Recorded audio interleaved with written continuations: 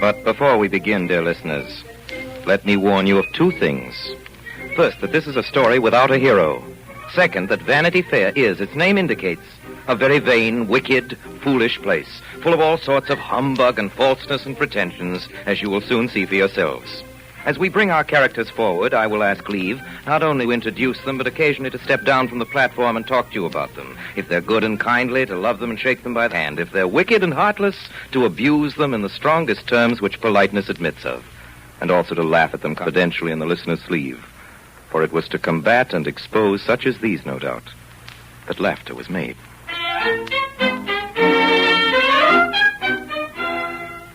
The Mall, Chinook, June 15, 1813. Madam, after her 6 years' residence at the Pinkerton Academy for Young Ladies, I have the honor and happiness of presenting Miss Amelia Sedley to her parents as a young lady not unworthy to occupy a fitting position in their polished and refined circle. Those virtues which characterize the young English gentlewoman, those accomplishments which become her birth and station, will not be found wanting in the person of Miss Sedley. Though in geography there is still much to be desired. In music and dancing, in orthography, in every variety of embroidery and needlework, she will be found to have realized her friend's fondest wishes.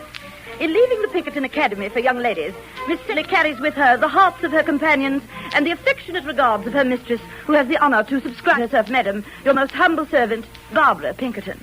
P.S.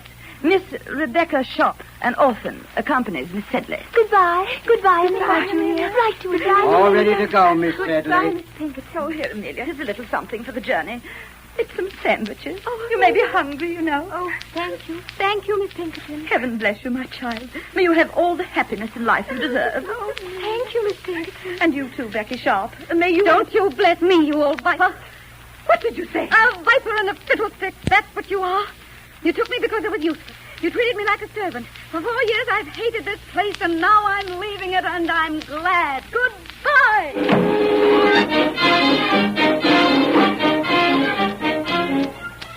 Rebecca, how could you say such things? Oh, I hate that place. I've never had a friend there or a kind word except from you, Amelia. I hope I may never set eyes on it again. I wish it were on the bottom of the Thames, I do. And if Miss Pinkerton were there, I wouldn't pick her out. That I wouldn't. Rebecca! Oh, I should like to see her floating in the water yonder, turban and all, with her train streaming after her and her nose like the beak of a wherry. Oh, for shame. Why, how can you? How dare you have such wicked, revengeful thoughts? Revenge may be wicked, but it's natural, and I'm no angel. And to say the truth, she certainly was not. And though it might have been true, as Becky Sharp frequently said, that the world had used her ill, let me remind you, dear listeners, that persons whom the world treats ill usually deserve the treatment they get. The world's a looking glass, gives back to every man the reflection of his own face. Frown at it, it looks sourly upon you. Laugh at it and with it, and it's a jolly kind companion. And so let all young persons take their choice. Now, to return to our heroine. Since Becky Sharp is, I'm ashamed to say, the heroine of this story, it must be admitted that she had not been fortunate in the choice of her parents. Her father was an artist with a great propensity for running into debt and a partiality for the tavern. It was from him, I believe, that she inherited her green eyes and her sandy hair. Her mother, a young woman of the French nation, was by profession an opera girl. From her, no doubt, she had her white hands and her delicate figure. The humble condition of her parents, Miss Sharp, never alluded to. Indeed, as she advanced in life, her ancestors actually seemed to increase in rank and splendor. But we're running far ahead of our story. I shall see him, Becky, this afternoon. His name is George. George Osborne. He's the handsomest man you ever saw. Tall and slender, with a pale face and curly hair. Why, Becky, what's the matter? Becky, there are tears in your eyes. Oh, I'm sorry, Amelia. I hoped you wouldn't notice. Well, what is it, Rebecca? I was thinking of your happiness, Amelia, and then of poor little me, all alone in the world, an orphan without friends or kindred. Not alone, Rebecca. I shall always be your friend and love you as a sister. Indeed, I will. Ah, but to have a beautiful home, Amelia, as you have, and parents, kind, rich, affectionate parents, who give you everything you ask for, and their love, which is more precious than all. I have no one, and I have but 2 frocks in the world. And then to have a brother, a dear brother. Oh, how you must love him. Oh, I do. I do indeed. Tell me about your brother, Amelia. He's been away so long I don't know him very well. He lives in India, you know. India? Oh, then he must be very rich. They say that all Indian nabobs are enormously rich. Oh, I believe he has a very large income. And is your sister-in-law a nice, pretty woman, dear Amelia? My sister-in-law? I have no sister-in-law. No sister-in-law? My brother Joseph is not married. Oh, indeed, your brother Joseph is not married. Tell me about him, Amelia.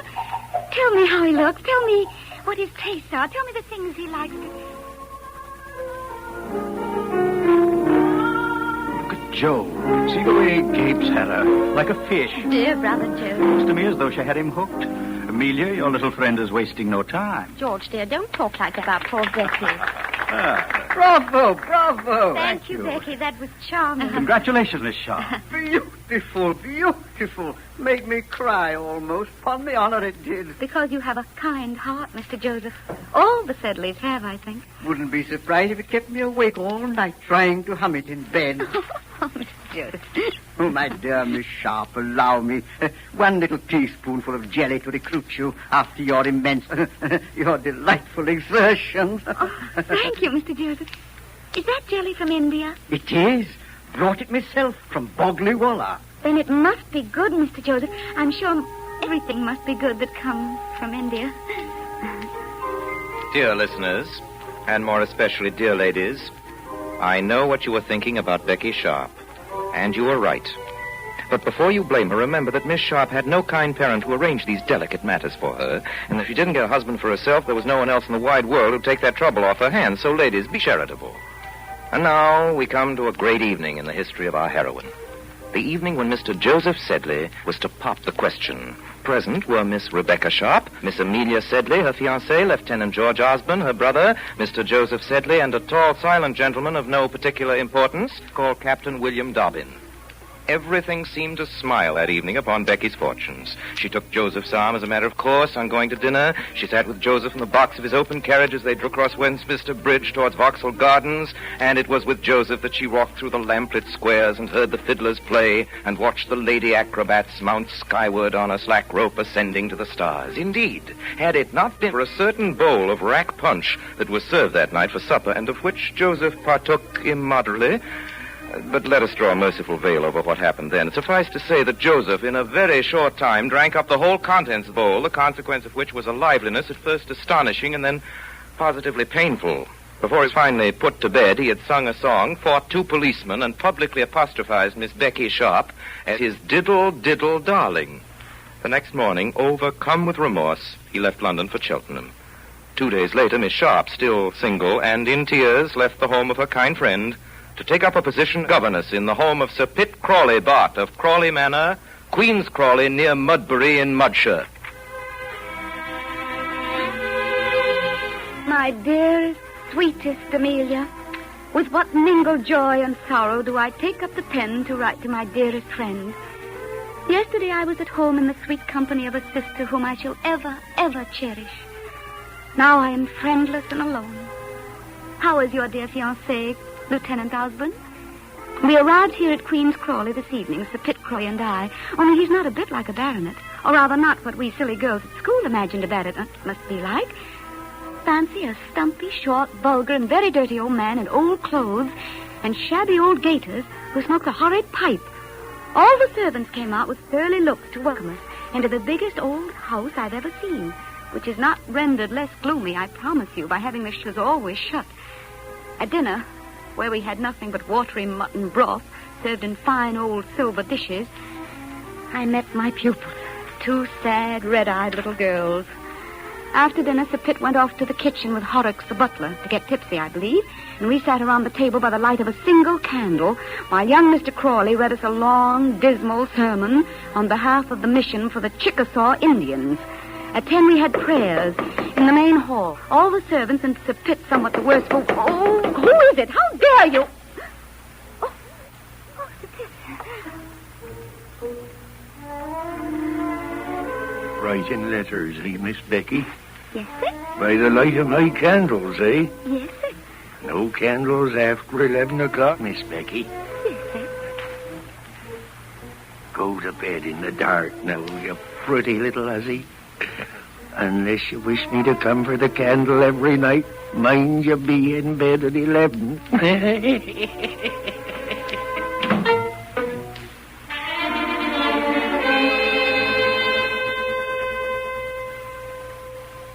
Miss Amelia Sedley, Russell Square, London.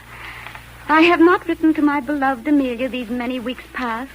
For what interest could there be for her in the sayings and doings of Humdrum Hall, as I have christened Queen's Crawley? Sir Pitt is becoming more attentive every day, but what do you care about that? You who are so soon to become the bride of your loving, brilliant young soldier, Lieutenant Osborne. And now for the past week, dearest Amelia, it is Humdrum Hall no longer. Miss Crawley has arrived, the Pitt sister. Miss Crawley with her fat horses, fat servants, fat spaniel. The great Miss Crawley, rich, with 70,000 pounds in the 5%, whom, or I had better say which, her brother adores. She looks very apoplectic to the dear soul. No wonder her brother is anxious about her. Becky Sharp? Yes, Miss Crawley? Come, you, my child, and sit by me and amuse me while my hair is being told. Yes, Miss Crawley. You know, Becky, you have more brains than you have than the Shire now, I tell you. Oh, Miss Oh, Crawley. yes, if merit had its reward, you ought to be a tis. I wish you could come to see me in London. To London. Why, my dear, in London we might even find you some law for a husband. Oh, Lord, Miss Crawley. Why not? I adore all imprudent marriages. What I like best is for a nobleman to marry a milliner's daughter as Lord Flowerdale did. It makes all the women so angry. That's what I'm always telling Rawdon. Rawdon. Who's he? He's my favorite nephew. You'll see him. Captain Rawdon Crawley of the King's Dragoons. He'll be here tomorrow. You know, I have quite set my heart on Rawdon running away with someone. A rich someone or a poor someone? Why, you goose, Rawdon is not a shilling but what I give him and what he'll get in my will. He's riddled with debts and the bailiff's after like dogs after a hare. When he marries, he must repair his fortune. Is he very clever, Miss Crawley? Clever, my love? Not an idea in the world, beyond horses and his regiment and his hunting and his play, but he must succeed. He's so delightfully wicked. He's adored in his regiment, and the young men at the Cocoa Tree simply swear by him. You just wait till you see him, my dear. 6'2" and a pair of mustachios. Oh, those stars, Captain Crawley. I feel myself almost a spirit when I gaze upon them. Gad, yes. So do I, exactly, Miss Sharp. Oh, that's a beautiful waltz they're playing. Gad, yes. First rate. Oh, it's beautiful out here in the garden, isn't it, Captain? By gad, it is. Capital. Don't mind my guard, do you, Miss Sharp? Oh, no, Captain, no. I love the smell of a cigar out of doors beyond everything in the world. Oh, it must be wonderful to be a man. Might I take a puff? A tiniest puff? Gad, you've got spirit, Miss Sharp. More spirit than any woman I've ever met, and I've known some clippers. There you are. Steady now. Oh, no, you must hold it for me.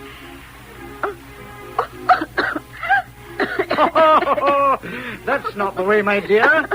Breathe in, not out, like this. Look.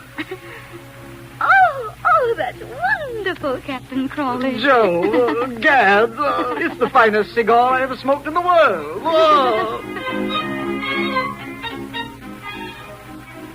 Captain Crawley, how dare you? I have eyes, Miss Sharp. I've watched my father gaping at you, the old Shaw Bacon. Well, suppose he is fond of me. I know he is, and others, too. You don't think I'm afraid of him, Captain Crawley. You don't suppose I can't defend my own honor. Oh, of course. I'm giving you fair warning, that's all. Look out, you know. You hinted something not honorable, then? Oh, Gad, really, Miss Rebecca. Do you suppose I have no feeling of self-respect, Captain Crawley, because I'm poor and friendless, and because rich people have none? Oh, I say, now, really, I Do you think because I'm a governess I have not as much sense and feeling and good breeding as you gentlefolks in Hampshire? Oh, Gad, Becky, I didn't... I can endure poverty, but not shame. Neglect, but not insult. And from you, Rawdon. Oh, hang it, Miss Sharp. Let me go. Rebecca. Oh, please let me go. Rebecca. By Jove. I'm sorry, Sir Pitt. Miss Crawley can't see you today. So much the better. I don't want to see her, no. How did you I want to see, Miss Becky? Me, Sir Pitt? Miss Becky, I've heard my sister say she wanted you in London with her. Well, I won't have it. I want you here at Queen's Crawley, miss. I want you here to stay. Poor, humble me, Sir Pitt. How could it matter to you whether I stay or go? I tell you it does. You must stay, dear Becky. Will you stay, Becky? Yes or no? Stay as what, sir? Stay as Lady Crawley, if you like. Lady Crawley? Stay and be my wife. You're fit for it. Birth be hanged. You're as good a lady as ever I seed, Becky. Oh. Will he stay?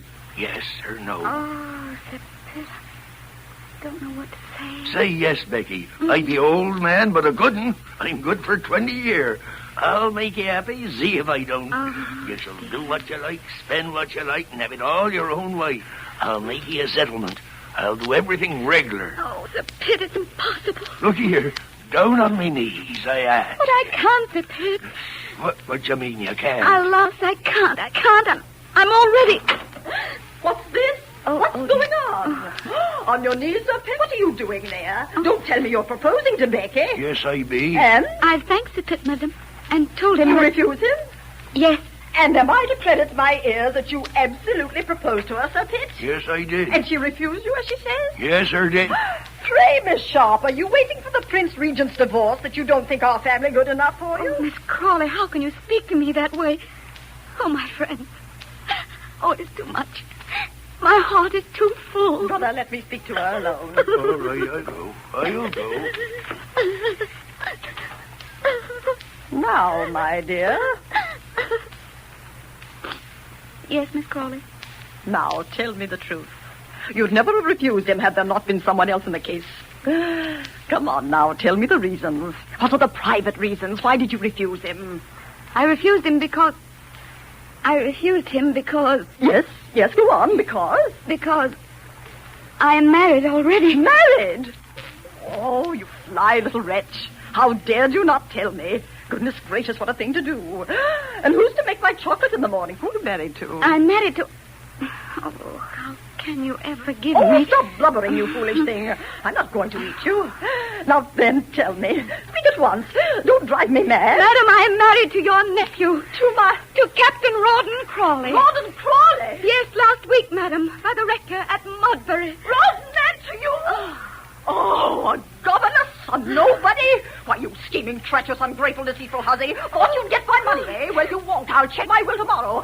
Not one penny, do you hear? Not one penny for either of you. And you tell him this for me, my precious nephew, your husband. Then I wash my hands of him, do you hear? I never want to see him again as long as I live. And when you starve, the two of you, which you will, and the bailiff stand at the door, don't come to me because I won't raise a finger to help you, do you hear? Not a thing. Now get out! Get out!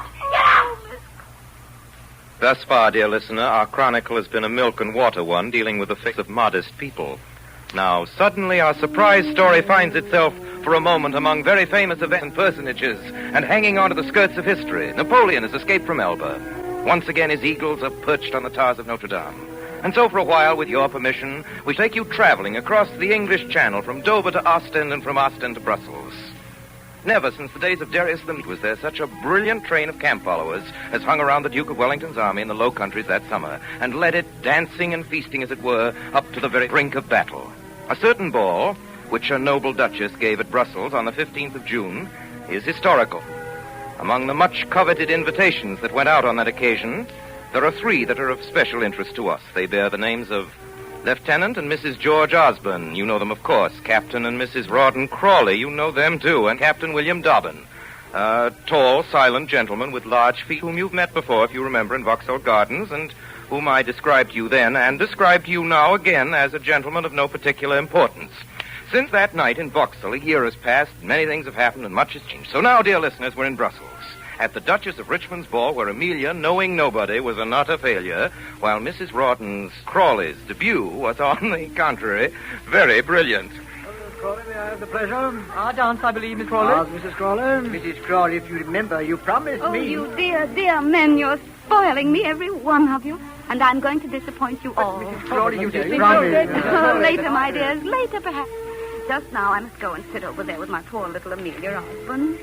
Amelia, my darling. Good evening, Rebecca. Oh, dear Amelia, what is the matter? Aren't you ashamed sitting here all by yourself? Such a delightful ball, too, don't you think? Everybody's here. Everybody knows, I mean. Indeed, there are only a few nobodies in the whole room.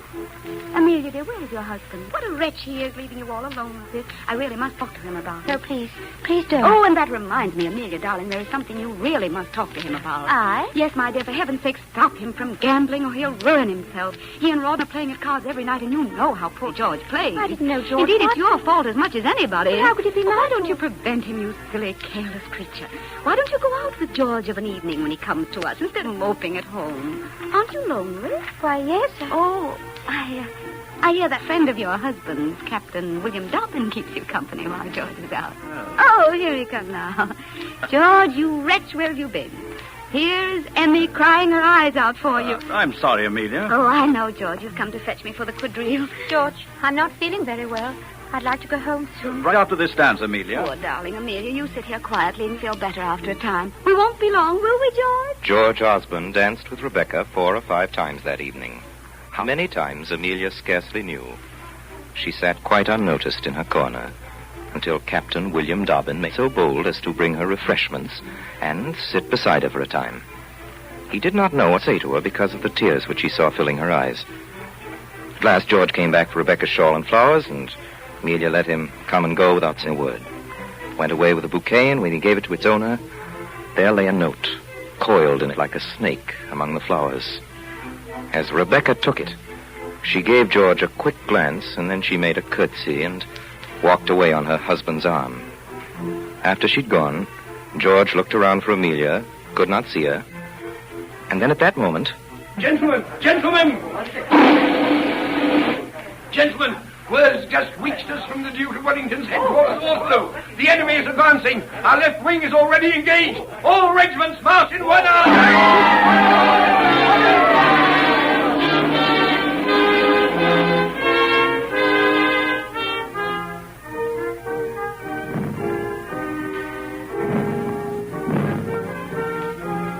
The sun was rising as the regiment began to march. Among them, the 7th of the line. It was a gallant sight.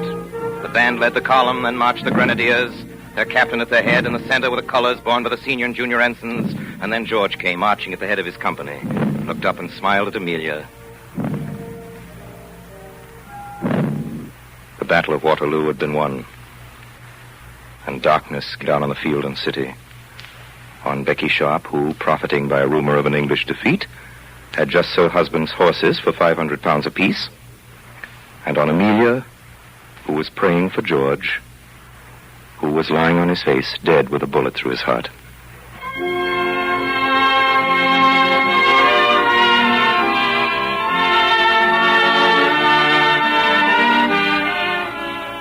You are listening to Orson Welles in the Campbell Playhouse presentation of Vanity Fair, starring Helen Hayes in the role of Becky Sharp.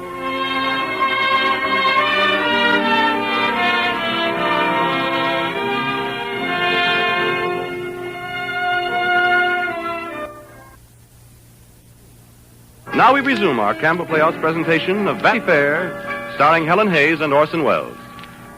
We now come to a part of our history which might be called How to Live Well on Absolutely Nothing a Year, for that is exactly what the characters of our story are doing at this moment. Those that aren't dead already. Amelia Osborne, with her little boy, has been living for some years now in a cottage in Camden Hill on a tiny income, augmented, though of course she doesn't know this, by the kindness of her dead husband's friend, Captain William Dobbin, whom you have met. As to our heroine, and I know she's the one you really want to hear about, I can only tell you this. But by the time our story finds her again, Rebecca and her husband had established themselves in a small but very comfortable house on Curzon Street, Mayfair. How she did it, I cannot tell you.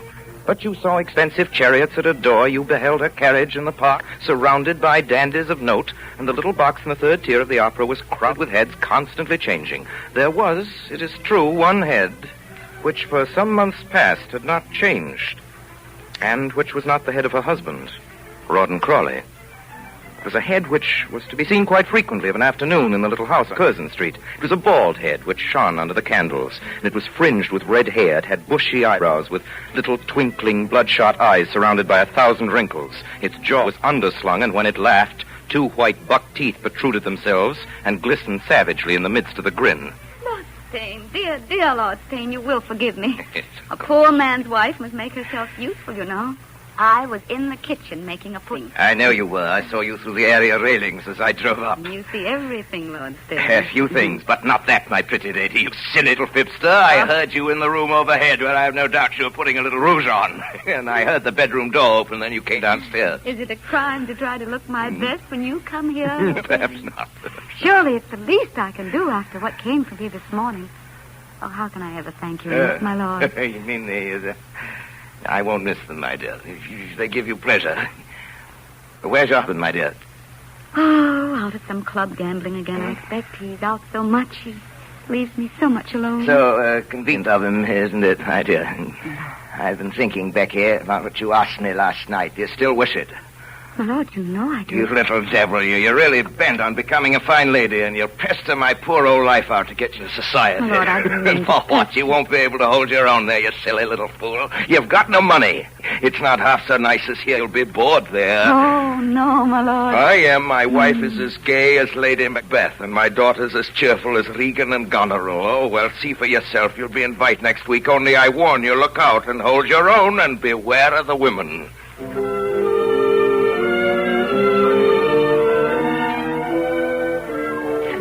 Refuse to have that woman in the house. My Lady Stane, I ask you once more, will you have the goodness to go to that desk and write an invitation to Mr. and Mrs. Rawdon Crawley? My lord, I will not be present. I will leave this house. I wish you would. I'd be free of your blasted tragedy airs. Who are you to give orders here? You've got no money, got no brains.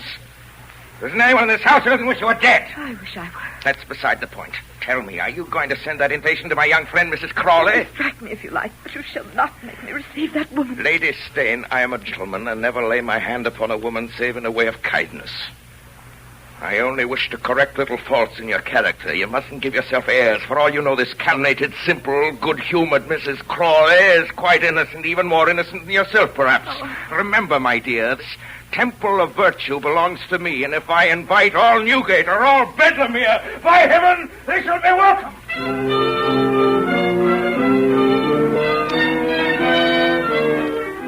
By Jove, Beck, you're fit to be Commander-in-Chief or Archbishop of Canterbury. By Jove. What are you talking about, Rawdon? You've done it, Beck. How do you feel now?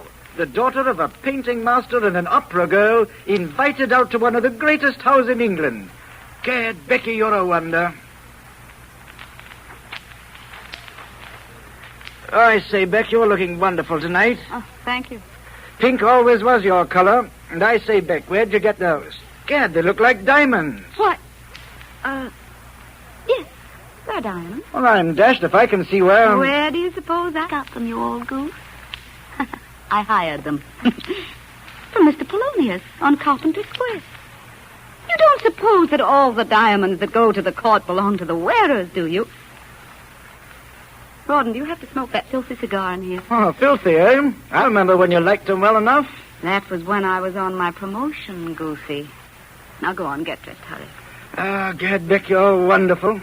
I'll make our fortune yet, you old booby. By Jove, I believe you will.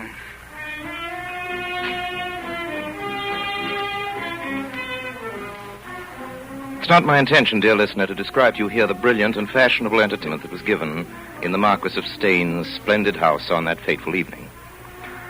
Further details, if you wish them, may be found in the society gazettes of the period. What famous persons were present, what they wore, what they ate, and what they did to amuse themselves. This I promise you. Whatever account of that evening's reception you happen to read, you'll be struck by one thing, that among all the grand names that were present that night, and half London was there, and half the embassies and celebrities of Europe, one name occurred again and again. A name unknown until this evening to that particular class of London society. The name of Mrs. Rawdon Crawley. The Marquis of Stane was her slave, followed her everywhere, and scarcely spoke to anyone in the room besides. She passed by Lady Stunnington with a look of scorn. She patronized Lady Gaunt and Lady Tapeworm. At supper time, she was placed at the grand exclusive table with His Royal Highness. She was served on gold plate, and when the hour of departure came, a crowd of young men followed her, cheering to her carriage, thereby quite separating her from her escort, Colonel Rawdon Crawley. So completely separating her, indeed, that it was not until late the following afternoon that she had news of him. Dear Becky, I hope you slept well. Don't be frightened if I don't bring you in your chocolate this morning.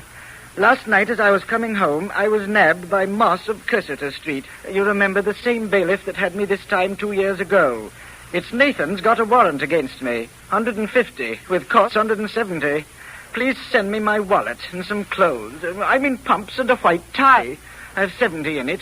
And as soon as you get this, drive to Nathan's. Offer him 75 down and ask him to renew. God bless you, Beck. Yours in haste, Rawdon. P.S. Make haste and come, Beck, dear.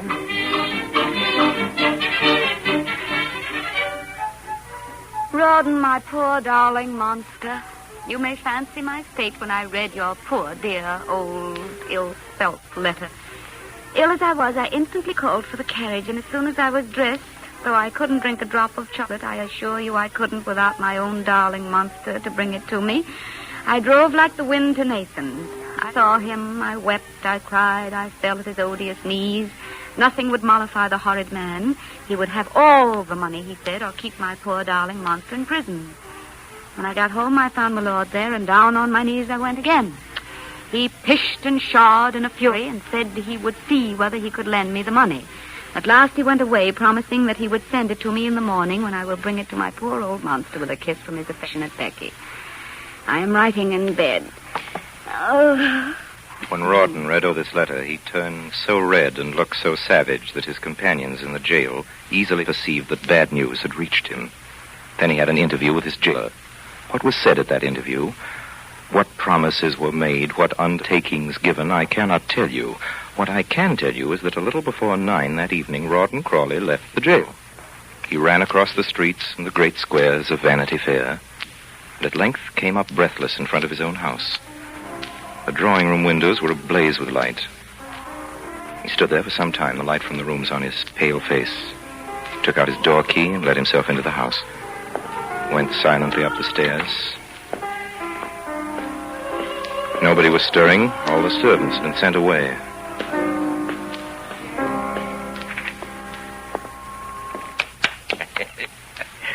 Bravo. I'm glad you're pleased, my lord. Beautiful, Becky, like you. Beautiful and desirable.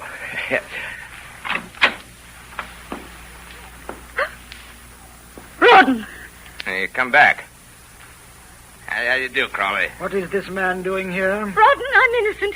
Before God, I'm innocent. My lord, say I'm innocent. You? Innocent? Blast you.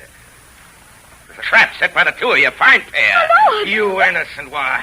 Every trinket you have on your body is paid for by me. I've given you thousands of pounds, which this fella has spent, and for which he sold you. You lie! Innocent, by gad. Don't think you can frighten me as you have the others. You lie, you coward! Make way, sir, and let me pass.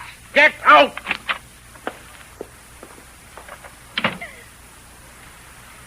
Rawdon? Come here. Yes, Rawdon. Take off those things. Yes, of course. Throw them down. Rawdon, what are you going to do? I want to see if that man has lied about the money as he has about me. Has he given you any? No. That is... Give me your keys. Where are they? They're on the desk. Oh, Rawdon. So it's the truth. You've been hiding these notes, this money for months, for years. Rawdon, I was afraid. Look at this. 1,000 pounds. Did he give you this? Yes. I'll send it back to him tonight. For the rest, I'll pay a few of our debts. Rawdon, I'm innocent. I tell you, I'm innocent. Rawdon! Come back, Rawdon! Rawdon!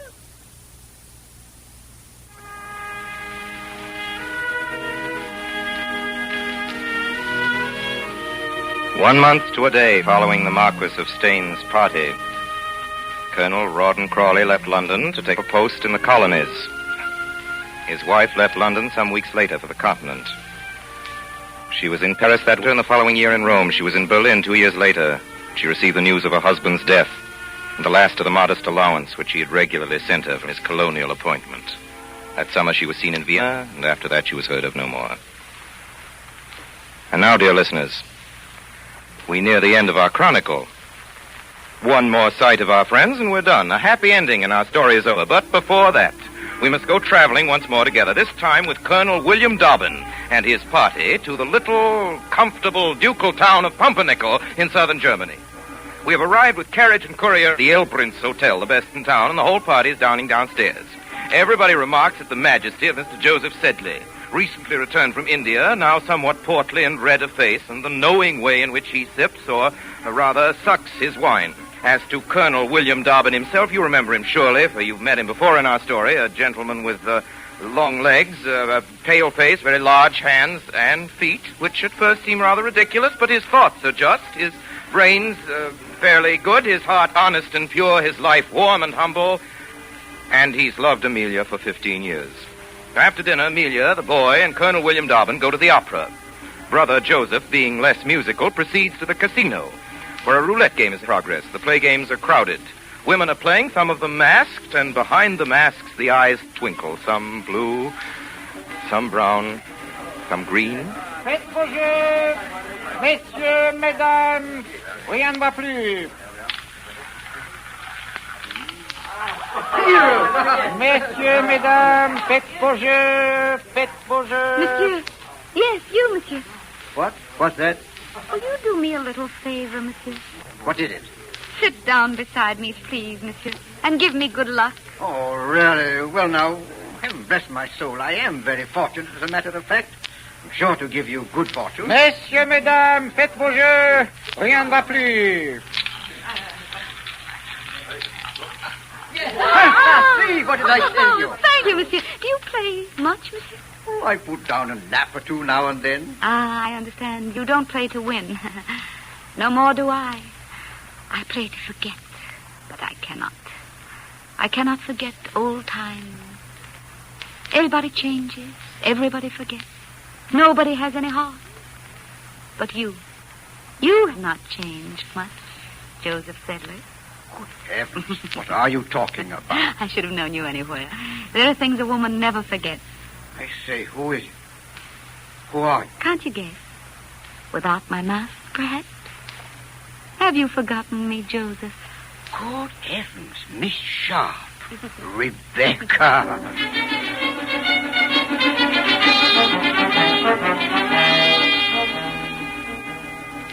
That evening, from his window in the hotel, Colonel Dobbin witnessed the arrival of Mrs. Becky and her meager luggage. He saw Amelia come out to greet her. Colonel Dobbin saw where his duty lay. Mrs. Dobbin, how nice it is to see you. Or rather, Colonel, I believe it is now. I beg Do you your remember? pardon, Mrs. Crawley. I am bound to tell you it is not as your friend that I am come here. Dobbin, keep a subtle tongue. Amelia, do you intend to have Mrs. Crawley in your house? Dear, poor Rebecca. After all her suffering, all her friends false to her, her husband, wicked, deceitful wretch, having deserted her and taken her child away But from Amelia, her. the woman never had a I child. will not have this sort of thing in my house. I say, Dobbin, I will not have it, and Dear friend, do hear what Colonel Dobbin has to say against me. I will not hear it blasted. Now we are two women. You can speak now, sir. I assure you, Amelia, this is not a pleasant duty. But a lady who was separated from her husband, who travels not under her own name, who frequents public gaming tables, I swear it was the first time in my life. is not a fit companion for Mrs. Osborne and her son. I may add there are people in this town who know you, Mrs. Crawley, and who profess to know things regarding your conduct, about which I don't even wish to speak before Mrs. Osborne. May I remind you, Colonel Dobbin, that Rebecca is my oldest friend. She was not always your friend, Amelia. I remember a night in Brussels Colonel when... Dobbin, to allude to that, oh, it was cruel of you. Is that all you have to say against me, Colonel Dobbin? Yes, that is all, ma'am. A very modest and convenient sort of accusation, Colonel Dobbin. An accusation that remains unspoken. What is it that I'm accused of? Is it of being poor, vacant, or wretched that you accuse me? Oh, my poor Rebecca. No, let me go, Amelia. Now, at once. It is better so. It is only to suppose that I have not met you, and I am no worse today than I was yesterday. It is only to suppose that the night is over, and the poor wanderer is on her way, scorned for being miserable, and insulted because I am alone. Let me go. I see my stay here interferes with the plans of this gentleman. Indeed it does, madam. If I have any authority in this house. Authority? None. Rebecca, you stay with me. I won't desert you because you've been persecuted or insulted or because Colonel Dobbin chooses to do so. Come away, dear. If he will not go, We will. Amelia, will you stay a moment and speak to me? He wishes to speak to you away from me, Amelia. On my oath, madam, it is not about you that I'm going to speak. Oh, come back, Amelia. I guess you'd better, Amelia. Well? I was confused when I spoke just now, and I misused the word authority. You did? At least, Amelia, I have claims to be heard. It's very generous, isn't it? To remind me of our obligations to you. The claims I mean are those left to me by George's father. Yes, and you insulted his memory. You did just now. You know you did. And I'll never forgive you. Never. Do you mean that, Amelia? Yes, I do. Amelia, I have loved you and watched over you for 15 years. For 15 years in vain. I know now what your heart is capable of. It can cling faithfully to a recollection and cherish a fancy, but it can't feel such an attachment as mine deserves to mate with. Goodbye, Amelia. I have watched your struggle. Let it end. We are both weary of it. Am I to understand, then, that you're going away? Away, William? Yes, Amelia, I am going away. Forever? Yes, Amelia, forever. Oh, no, you're not. Becky, you haven't been listening at keyholes? Oh, yes, indeed, I have all my life. Now then, Amelia, you come here and listen to me while I tell you the truth for a change. It's time somebody did, you little idiot. You're no more fit to live in the world by yourself than a baby in arms. You must marry, or you and your precious boy will go to ruin. You must have a husband, you fool. And one of the best gentlemen I've ever seen has offered you his hand and you've rejected him. And tonight you've lost him. You silly, heartless, ungrateful little creature. Oh, but I've tried, Rebecca. I've tried to love him. Indeed, I have. But I couldn't. I couldn't forget. Forget? Forget whom? Him, Rebecca. My darling, my poor dead George. You couldn't forget him? Oh, don't make me laugh. That selfish humbug. That low-bred cockney dandy. That padded booby who had neither faith nor manners nor heart and was no more to be compared with your friend with the big feet than you are to Queen Elizabeth. Becky! Why, the man was weary of you and would have jilted you, but the Dobbin forced him to keep his word. He told me so. He never cared for you. He used to sneer about you to me time after time, and he made love to me the week after he married you. It's false. It's false, Rebecca. False, is it? Look here. Look at this note. You've seen it before, or you should have. It was in that bouquet he gave me at the Duchess of Richmond's ball. Go on, read it. Open it. You know his handwriting. He wrote that to me. Wanted me to run away with him. Gave it to me right under your nose, you little fool. That night before he went out to get shot. And it served him right.